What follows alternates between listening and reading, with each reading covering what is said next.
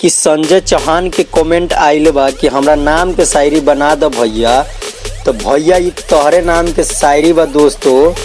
Video अच्छा लगल बा तो कमेंट कर दिया और चैनल पर नया बारा तो चैनल के सब्सक्राइब कर दिया भैया। जुदाई जहरिया के पियता, जुदाई जहरिया के पियता, तू तो अपना पियवा के संगे खुश बारू, लेकिन तोहरा गईला के बाद हई संजय चौहान तोहरा याद में जियता। बदल गईलू हो, बदल गईलू। कोइलू तू प्यार है संजय चौहान से गाँव में रह के, कोइलू तू प्यार है संजय चौहान से गाँव में रह के, धो दिहलू लव सब डब से नहा के।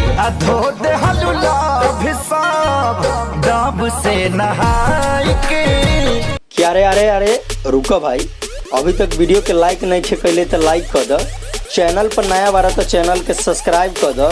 काहे से कि हर रोज नया नया शायरी चैनल पर सुने के मिलता दोस्तों।